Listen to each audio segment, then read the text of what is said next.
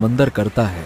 आज आधी रात को समंदर की लहरों की आवाज इस खामोश रात को और रहस्यमयी बना रही थी। समंदर के किनारे से थोड़ा हटकर एक पुराना लाइट हाउस अंधेरे में चुपचाप खड़ा था। उसी किनारे दो लोग एक पुरानी टूटी हुई नाव के पास बैठकर फेनी पी रहे थे। वाह भाई, आज तो मजा आ गया। रात में अपना ये शांत समंदर कितना अच्छा लगता है। नहीं? हाँ भाई, ये तो है। दुनिया में इससे अच्छा नजारा कुछ हो ही नहीं सकता। हाँ, लेकिन एक बात बोलूं, वो सामने उस लाइट हाउस को जब जब देखता हूं ना, पता नहीं क्यों वहां जाने का मन करता है। अबे छोड़ ना, क्यों उस मनहूस लाइट हाउस का नाम ले रहा है? अरे यहाँ अपन इतने अच्छे से एंजॉय कर रहे हैं और तू उस लाइट, अबे छोड़ उसको। चल इधर ध्यान दे। उठा उठा उठा उठा। Cheers cheers. दोनों रात में फेनी का मजा ले रहे थे और अब तक सब कुछ ठीक ही चल रहा था कि अचानक से हवा की रफ्तार तेज होने लगी और लहरें जोरों से उछाल मारने लगीं और कुछ ही सेकंड्स में हवा आंधी में बदल गई। अरे भाई, ये क्या हो गया? अचानक से ये आंधी कैसे आ गई? अरे बोला था ना मनहूस कि उस लाइट हाउस का नाम ना ले। देखा तूने? ओहो! आंधी ने देखते ही देखते भयानक रूप ले लिया। समंदर ऐसे हिल रहा था मानो बहुत बड़ा भूकंप आ गया हो। दोनों ही घबराकर वहां से उठ गए। अबे जल्दी चल, जल्दी निकल यहां से। जाते जाते जाने क्यों उस आदमी की नजर वापस से लाइट हाउस पर अटक गई। अरे जल्दी चलना यहां से, घूर क्या रहा है? अरे इस आंधी में कहां जाएंगे? कुछ नजर भी नहीं आ रहा है। चल उस लाइट हाउस में चलते हैं, जब आंधी रुकेगी तो चले आएंगे। अबे पागल वागल हो गया है क्या? जानता नहीं कि कितनी खतरनाक जगह है वो? सुनी नहीं है क्या इसकी कहानियां? अरे छोड़ ना, गांव वाले कुछ ना कुछ कहानियां बना ही देते हैं। मैं नहीं मानता उन कहानियों को, मैंने अपनी आंखों से थोड़ी ना देखा है। अरे भाई, तेरे को जाना है तू जा, मैं तो यहाँ से निकल रहा हूँ। हाँ हाँ ठीक है, जा। तेरी भी सोच ना गांव वालों की तरह गवार ही रह जाएगी। गवार कहीं का। मैं तो जा रहा हूँ लाइट हाउस में, और मैं तुझे कल मिलूंगा और बताऊंगा कि अंदर कुछ भी नहीं है, देखना। ये कहते हुए वो लाइट हाउस के अंदर चला गया। दूसरी ओर उसका दोस्त वहां से जाने के बजाय वहीं एक बड़े से पत्थर के पीछे छुप गया। जाने क्यों उसे ऐसा लग रहा था कि कुछ बड़ी अनहोनी होने वाली है। वो टकटकी लगाकर लाइट हाउस को देखता रहा। अचानक से लाइट हाउस के सबसे ऊपर वाले कमरे में रोशनी जल उठी और ठीक उसी वक्त रहस्यमय तरीके से आंधी अपने आप रुक गई। समंदर की लहरें फिर से शांत हो गईं और चारों तरफ वापस से खामोशी छा गई। और तभी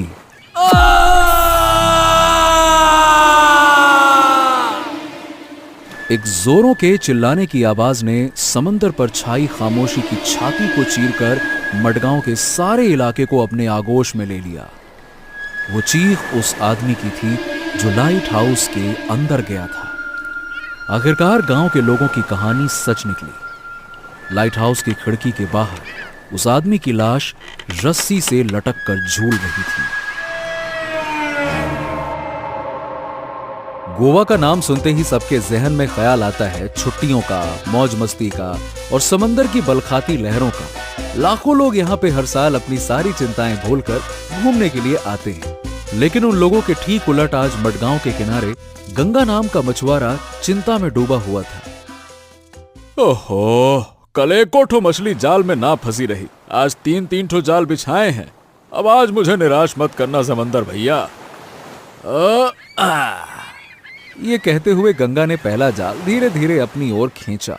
आसपास के बाकी मछुआरे गंगा के जाल को बड़े ध्यान से देख रहे थे। एक पल के लिए उसे लगा कि जाल में कुछ है, मगर ये क्या? जाल के अंदर से निकला एक नारियल। सारे मछुआरे जोर जोर से हंसने लगे और एक ने कहा, अरे गंगा भैया, क्या बात है, आप तो कमाल के जादूगर निकले, समंदर के अंदर से नारियल निकाल लिया। चलो भैया, कोनो बात नहीं, आज गंगा भैया चखने में मछली की जगह नारियल की चटनी ले लेंगे। ए समंदर भैया, इज्जत पर नारियल पानी काहे फेंक रहे हो? अरे थोड़ा तो रहम करो। चलो अब दूसरा जाल खींचता हूँ, इस बार लाज रख लेना। हाँ चलो। गंगा ने एक बार फिर से दूसरा जाल खींचा उसने अपना हाथ जाल के अंदर डाला। अंदर कुछ तो है। गंगा ने उसे बाहर निकाला और उसकी फूटी किस्मत जाल के अंदर से निकला एक टूटा हुआ चप्पल। अरे ये का है गंगा भैया, जाल से चप्पल, वो भी एक ठो और वो भी टूटी हुई। ए, चुप करो, अपना काम से काम रखो। ससुरा, तुम लोग जैसे रोज रोज शाह का भेल पकड़ते हो क्या? अरे हो जाता है कभी कभी, कोनो बड़ी बात थोड़ी ना है। काम करो, चलो अपना अपना चलो। ए, गंगा भैया को गुस्सा आ गया। हाँ हाँ चुप रहो, वरना चप्पल फेंक के मारेंगे, वो भी टूटी वाली। अरे बस बहुत हो गया, इस बार तो पक्का कोनो न कोनो मछली फंसेगी। अरे इतनी बुरी किस्मत तो उस टूटी चप्पल की भी नहीं होगी। गंगा ने अपना तीसरा और आखिरी जाल खींचा। अचानक से जाल के अंदर कुछ हरकत हुई। गंगा की आंखों में उम्मीद की लहरें उठने लगीं। बाकी लोग भी उसे टकटकी लगाकर देखने लगे। गंगा ने जाल के अंदर से उस चीज को तुरंत निकाला। वो कोई मछली नहीं बल्कि ड्रम पकड़े हुए बंदर का एक खिलौना था। गंगा को अपनी फूटी किस्मत पर यकीन ही नहीं हो रहा था। वो अपने भाग्य को कोसने ही वाला था कि खिलौने का ड्रम अपने आप बजने लगा। गंगा के मुंह से डर के मारे चीख निकल गई और खिलौना फिर से समंदर में गिर गया। अब बताओ भला, एक जमाना था जब इस गंगा का बाप जमुना अपनी बहादुरी के लिए मडगांव में मशहूर था और उसका बेटा निकला ऐसा डरपोक। गंगा ने मछुआरों की बातें सुन ली। उसे गुस्सा तो जरूर आया, लेकिन उसने चुप रहना ही बेहतर समझा। वो चुपचाप अपने सारे खाली जाल समेटकर जाने लगा कि तभी उसकी नजर पास में रखे मछुआरों की टोकरी पर पड़ी। ताजा मछलियां चमक रही थीं। गंगा ने इधर उधर देखा और फुर्ती से 3-4 मछलियां टोकरी से चुराकर चुपचाप निकल गया। हाय रे हाय, क्या पता ये किसकी पनौती लग गई है हमको। कहीं अपनी ही पनौती तो नहीं लग गई। ए भैया, एक बोतल फेनी तो देना। अरे ये क्या है गंगा? ये मछली इस बाटली से ज्यादा महंगी है, रख ले। पिछले 30 सालों से गंगा की यही दिनचर्या है। सुबह मछली पकड़ना, दोपहर में खाना बनाना और फिर फेनी पी के फेनी के नशे में धुत होकर सो जाना। दरअसल आज से 30 साल पहले गंगा की मां के मौत के बाद उसके पिता जमुना बनारस से मडगांव आकर बस गए। उस वक्त गंगा की उम्र सिर्फ 15 साल की थी। शुरू में जमुना बाकी मछुआरों की तरह मछलियां ही पकड़ता था और समंदर से जैसे उसकी यारी हो गई थी। वो लहरों से ऐसे खेलता जैसे कोई बच्चा खिलौनों से खेलता रहा हो। सारे मडगांव में उसकी बहादुरी मशहूर थी। फिर एक दिन पता नहीं कहां से उसे पता चला कि लाइट हाउस में सिक्योरिटी गार्ड की जगह खाली है, पर वहां कोई आने को तैयार नहीं था। लोग कहते थे कि वहां किसी प्रेत का वास है। वहां अगर रात को कोई भी भूले भटके भी गलती से चला जाता तो अगली सुबह उसकी लाश उसके सबसे ऊपरी कमरे की खिड़की से बाहर की ओर लटकी हुई मिलती। इसीलिए गांव के लोग उस लाइट हाउस की ओर देखना तक नहीं चाहते थे।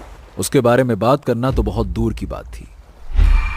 कई सालों बाद अचानक से सरकार ने उस लाइट हाउस को फिर से शुरू करना चाहा, मगर किसी की हिम्मत नहीं हुई उस लाइट हाउस में नौकरी करने की। अपने बेटे गंगा के भविष्य को देखते हुए जमुना ने यह तय किया कि ज्यादा पैसे कमाने के लिए वो रात में गार्ड की नौकरी कर लेगा, और उसने यही किया। कुछ दिन तक तो सब कुछ ठीक ठाक चलता रहा और फिर गंगा के जीवन में आती है वो काली रात जिससे वो कभी उबर नहीं पाया।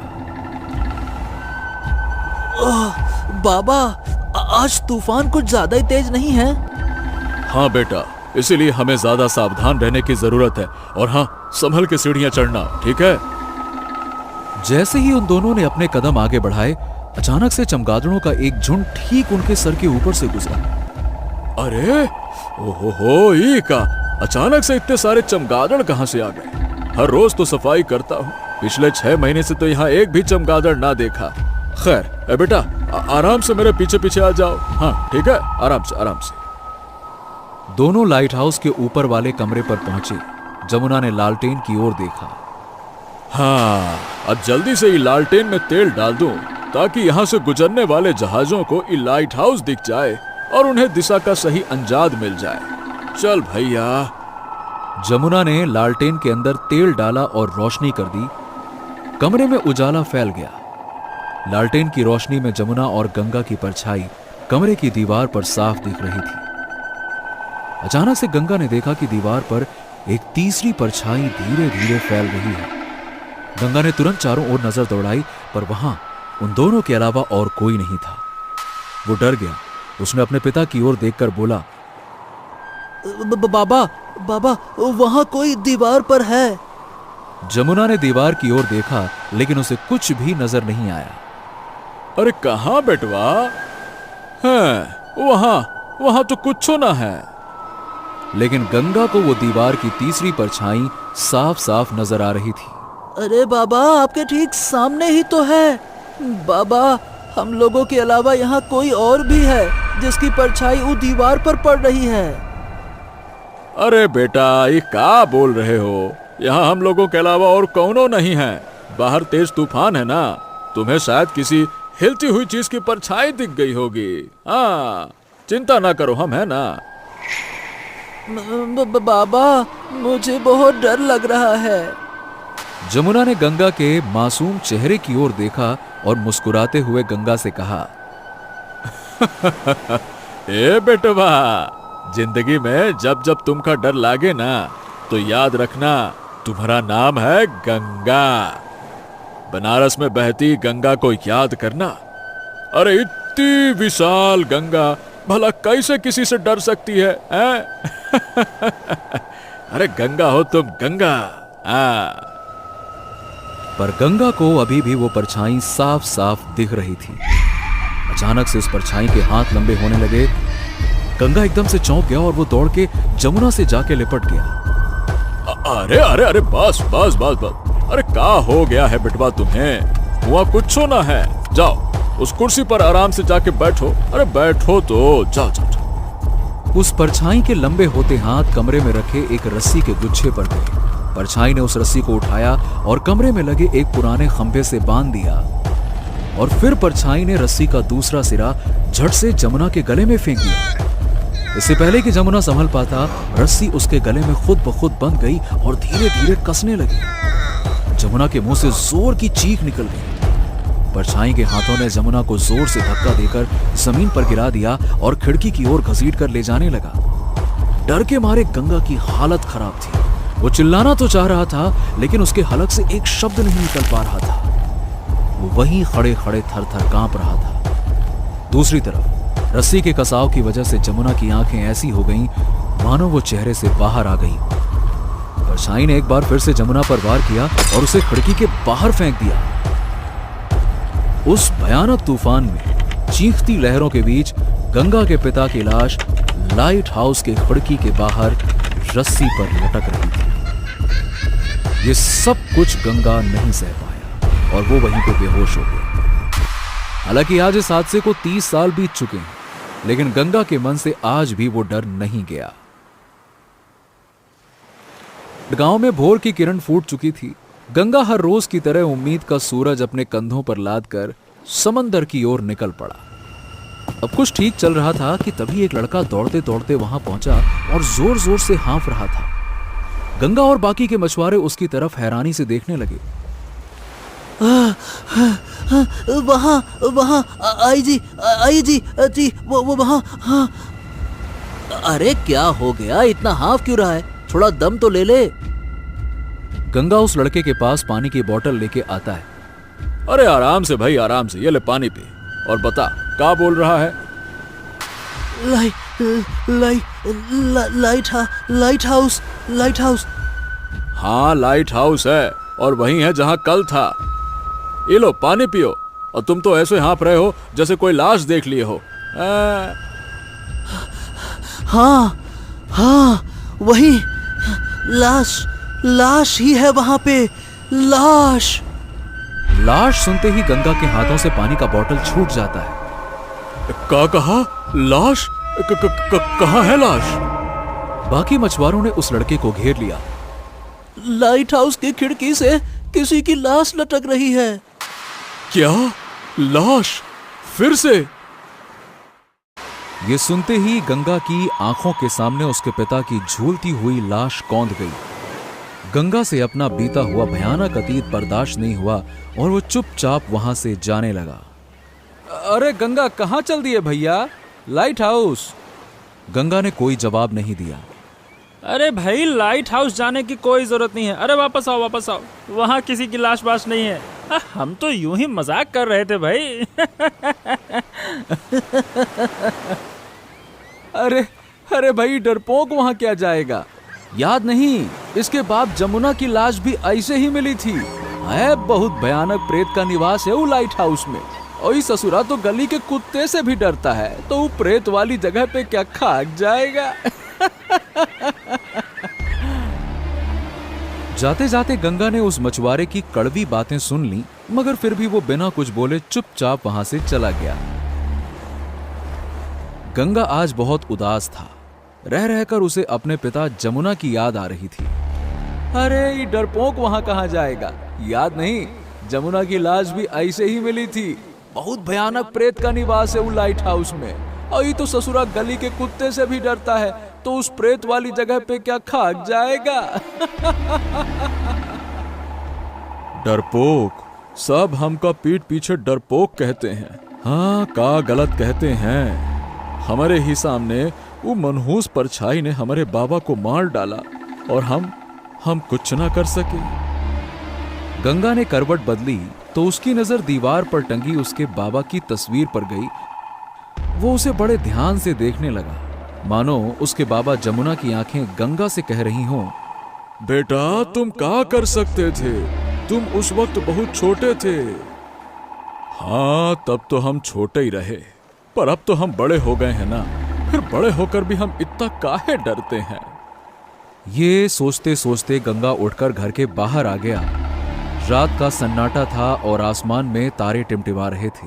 गंगा टार्च की रोशनी जलाकर सड़क पर अकेले ही टहलने लगा। उसे खुद भी नहीं मालूम था कि वो कहाँ जा रहा है। बस अपना थका और हारा हुआ चेहरा लेकर बिना कुछ समझे चले जा रहा था। वो टहलते टहलते समंदर के ठीक उसी किनारे की ओर पहुंच गया जहां पे लाइट हाउस था। समंदर में लहरें ऊंची ऊंची उठ रही थीं और सामने वही पुराना लाइट हाउस चुपचाप खड़ा था। और ठीक 15 साल बाद गंगा भी। गंगा थोड़ी देर तक उस लाइट हाउस को देखता रहा और फिर खुद से बातें करने लगा। हाँ ये बात तो तय है कि वो लाइट हाउस में जौन प्रेत ने हमारे बाबा को मारा, उसी ने उस आदमी को भी मारा है। आज से कुछ 10 साल पहले भी ठीक इसी तरह से एक मौत और भी हुई रही। गंगा के मन में कई तरह के सवाल उमड़ रहे थे। अचानक से उसके कदम धीरे धीरे लाइट हाउस की तरफ बढ़ने लगे। वो लाइट हाउस के दरवाजे पर आकर रुक गया। क्या करें, अंदर जाकर देखें का? अब हम जानना तो चाहते हैं कि वो भूत ने हमारे बाबा को मारा काहे, लेकिन अंदर जाने के बाद कहीं वो भूत ने हमारे ऊपर हमला कर दिया तो? अरे डर तो लगा ही रहा है। कुछ समझ में भी नहीं आ रहा कि करें तो करें का हम। गंगा को वाकई डर तो लग रहा था, पर उसी वक्त उसे अपने पिताजी की बात याद आई। ए बेटवा, जिंदगी में जब जब तुम्हें डर लगे ना, तो याद रखना तुम्हारा नाम गंगा है, और बनारस में बहती गंगा को याद करना।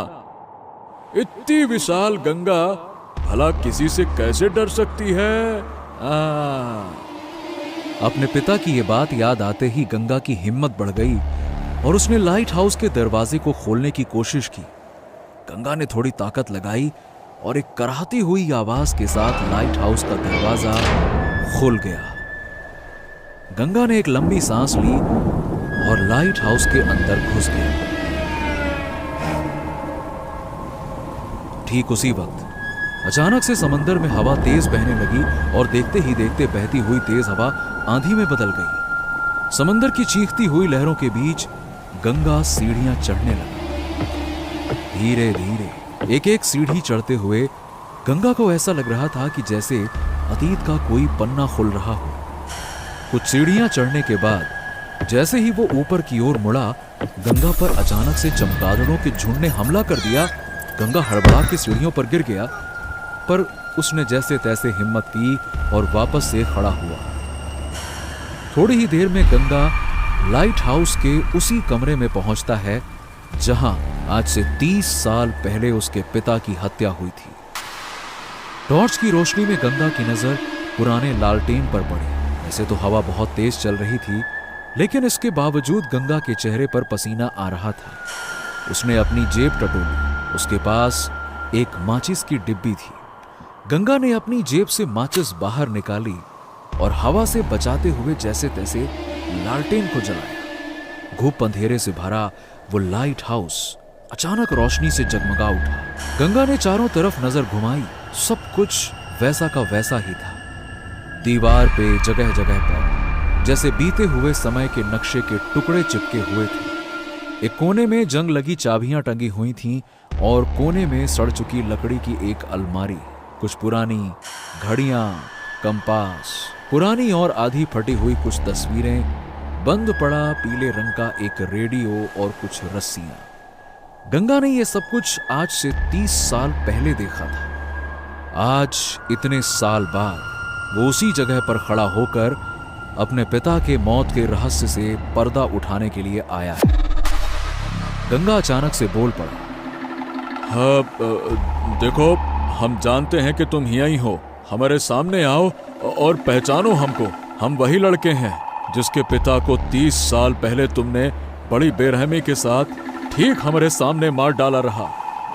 इन गुजरते 30 सालों तक हम अपनी नजरों में गिरे रहे, एक कायर की जिंदगी गुजारी और दुनिया भर से दुत्कार सुनते रहे। मगर अब नहीं, अब और नहीं। हमारे सामने आओ और हमको बताओ कि हमारे पिता का कसूर क्या रहा और कौन हो तुम। सामने आओ हमारे। कुछ देर तक खामोशी छाई रही, मानो गंगा सिर्फ अपने आप से बातें कर रहा हो। गंगा को कोई जवाब नहीं मिला। गुस्से में आके गंगा ने पास में रखी एक खराब दीवार की घड़ी जोर से उठाकर जमीन पर पटक दी। शीशे की टूटने की आवाज लाइट हाउस में गूंज उठी। एक लंबी चुप्पी के बाद अचानक से कमरे में एक कंपन शुरू हो गया। वहां रखे अलमारी थरथराने लगे। सारे खराब पड़ी घड़ियां एक साथ बजने लगी। कंपास की सुइयां खुद ब खुद तेजी से घूमने लगी। अब गंगा को समझ में आ गया, ये संकेत था कि वो प्रेतात्मा कमरे में आ चुका है। गंगा के दिल की धड़कनें तेज होने लगी। उसके पीठ के ठीक पीछे की दीवार पर एक लंबी परछाई उभरी। कमरे में अचानक से कंपन होने लगी और सारा का सारा सामान हिलने लगा। गंगा धीरे धीरे करके पीछे की ओर मुड़ा। दीवार पर दूसरी अनजान परछाई को देख गंगा की जोर की चीख निकल गई। मगर अगले ही पल गंगा ने अपने आप को संभाला और हिम्मत करते हुए बोला, कौन हो तुम? सामने आओ, तुम हमें डरा नहीं सकते। गंगा के ऐसा बोलते ही लकड़ी की एक अलमारी अचानक से गंगा की ओर गिर पड़ी। गंगा की अंदर ही अंदर हालत खराब हो रही थी। वो डर के मारे दरवाजे की ओर तेजी से भागा, लेकिन लोहे का वो भारी दरवाजा जोरों की आवाज के साथ में एकदम से बंद हो गया। गंगा कमरे की दूसरी तरफ भागा। वहां बंद पड़ा रेडियो अचानक से कुछ अजीब अजीब सी डरावनी आवाजें निकालने लगा, मानो कोई करा रहा। कराने की आवाज तेज होती गई, जैसे कोई रेडियो का वॉल्यूम बढ़ाए जा रहा हो, और फिर अचानक से वो कराने की आवाज जोर जोर की डरावनी हंसी में तब्दील हो गई। ये क्या हो गया? ये क्या हो रहा है? पागल कुत्ते ने काटा रहा हमें जो हम यहाँ आए रहे। लगता है कि आज हमारी मौत हो जाएगी। हे भगवान, क्या करें हम, क्या करें? भागने का कोई रास्ता भी तो नहीं है। गंगा ने सपने में भी नहीं सोचा था कि उसे एक दिन ये सब कुछ देखना पड़ेगा। इससे पहले कि वो कुछ सोच पाता कि आगे क्या करना है, परछाई के हाथ लंबे होने लगे और वो दीवार से निकलकर गंगा की तरफ बढ़ने लगे। गंगा बिना कुछ सोचे समझे कमरे में इधर उधर भागने लगा और उसके हाथ जो कुछ भी लगता वो उठाकर सीधा उस परछाई की तरफ फेंकने लगा। मगर इसका उस प्रेत पर कोई असर नहीं हुआ। थक-हार कर गंगा अचानक से तनकर खड़ा हो जाता है। बस बहुत हुआ। अरे जो तुम्हें करना है सो करो। ये देखो, हम तुम्हारे सामने खड़े हैं सीना तान के। आज अगर हमारी मौत भी होगी ना, तो कोनो कायर की तरह तो ना होगी। हम खड़े हैं तुम्हारे सामने, लो करो। गंगा के अंदर से अचानक से डर गायब हो गया। और परछाई के बढ़ते हुए हाथ भी रुक गए और सब कुछ एक पल के लिए शांत हो गया। ऐसा लगा कि प्रेत भी अब शांत हो गया है। गंगा के जान में जान आई और उसे लगा कि हां, अब सब कुछ ठीक हो जाएगा। लेकिन वो गलत था।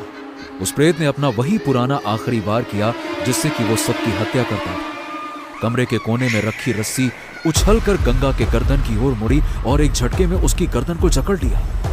गंगा के हलक से एक जोरों की चीख निकल गई और वो रस्सी उसे धीरे धीरे फर्श पर घसीटने लगी। गंगा के मन में कई सारी बातें उठने लगी। उसे लगा कि अब उसका अंत समय तो आ ही गया है। उसने अपने पैंट की जेब में अपना हाथ डाला और जेब के अंदर फैनी से भरी हुई एक बोतल पड़ी थी।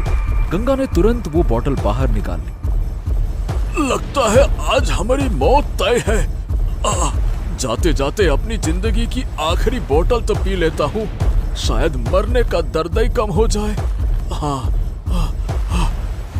गंगा ने बिना देर किए हुए बोतल को अपने होठों से लगाया और जल्दी जल्दी पीने लगा। बोतल अभी आधी खत्म ही हुई थी कि गंगा की गर्दन को एक जोर का झटका लगा और वो कमरे की खिड़की की तरफ आ गिरा। प्रेत ने अपनी पूरी ताकत लगाई जोर से और गंगा को वैसे ही खींचने लगा जैसे वो हर आदमी को फंदे में लटकाकर मारता आया था। रस्सी का फंदा कसता जा रहा था। गंगा के दिमाग की नसें तनती जा रही थीं। वो समझ गया कि अब उसकी मौत निश्चित है।